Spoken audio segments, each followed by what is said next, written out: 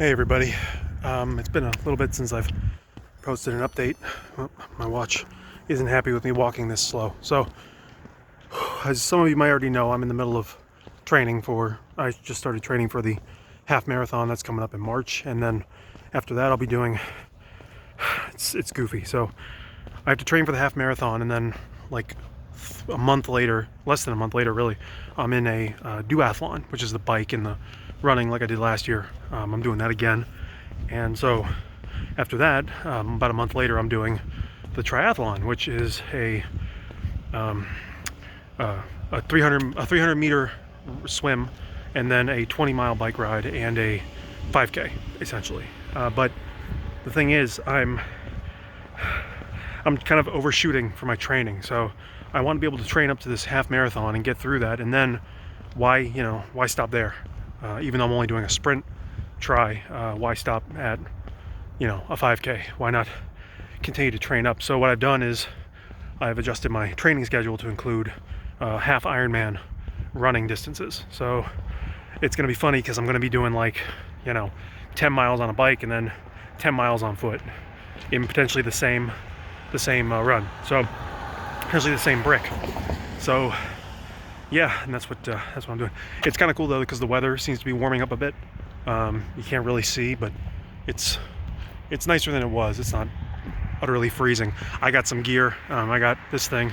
It's like a balaclava wool thing. It's warm enough. It's not too hot. I also got this nifty hat, which is like perfect compared to the knit one I was wearing. And then of course I have some nifty new gloves. In fact, I ran out the house today to do this, and Jess said, "You actually look like a winter weather runner." And I'm like, oh, that's cool, I guess. Yeah, but that's what I'm doing. I'm also training to swim, which we can talk about this in another video down the line, but I actually used to be on the swim team when I was a kid. And when I say kid, I mean when I was like 13 years old. I didn't do it in high school.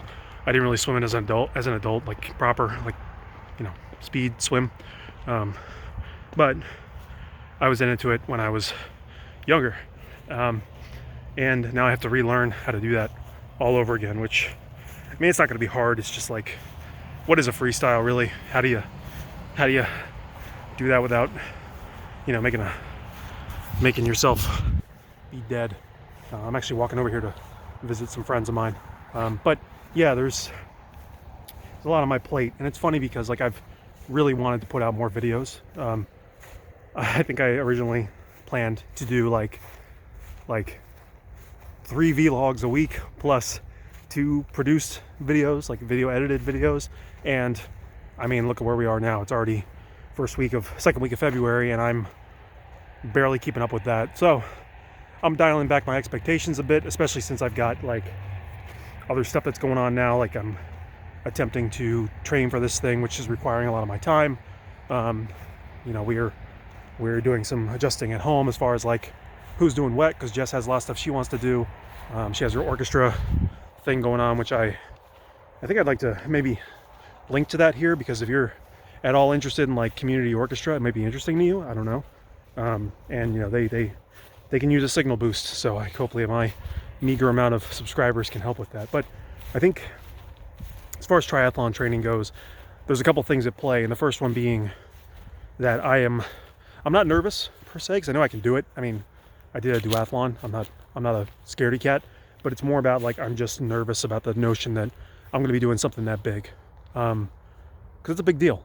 The duathlon was the first time I've ever really competed in an athletic thing. I played football in high school, but that was hardly competition. I sucked at football. I was terrible at it. Most of the sports I played I've been terrible at. Let's just call it what it is. I was doing soccer recently. Let's see, I got injured on my first night because I wasn't wearing the right shoes. I'm not exactly a sporty guy, but this one is I know I can do this, and I just have to get it together. And then of course the second thing is nutrition. Nutrition is funny because my whole life has been an on-off kind of struggle with, am I eating too much? Am I getting fat? Am I eating the right stuff? Blah, blah, blah. And then coming into this, I realized I weighed about the same as I do right now last year when I did the duathlon, and I completed it. I had plenty of plenty of juice in the tank, or gas in the tank, I guess. I got it done. So now obviously it's a little harder because I'm doing a lot more in the way of training. It's colder now. I'm starting earlier as far as getting trained up, because last year I didn't start till like May, which was like the perfect time of year. But yeah, eating is a thing that I don't want to say I struggle with it, but it's challenging.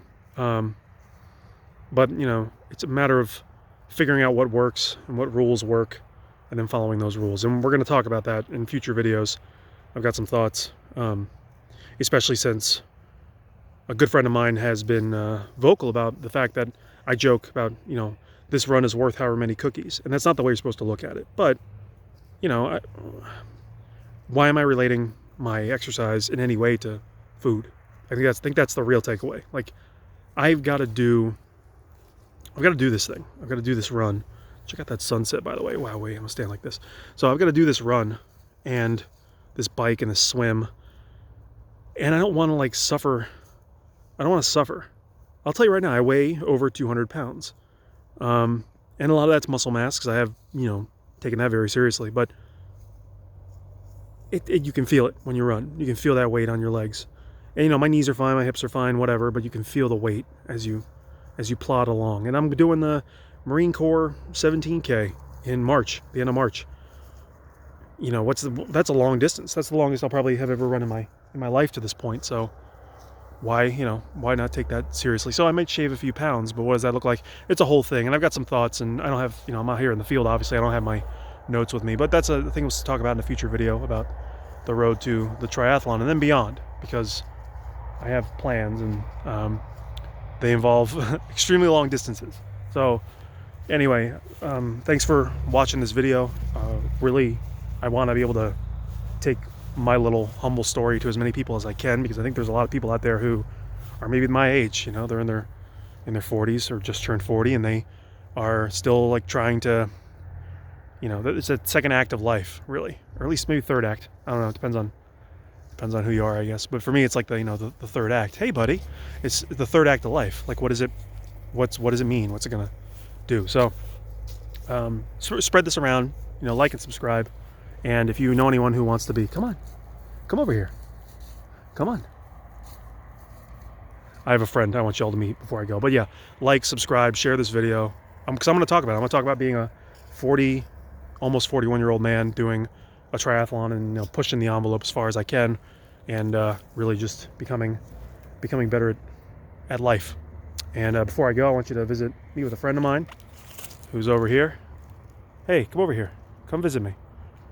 No? Not interested?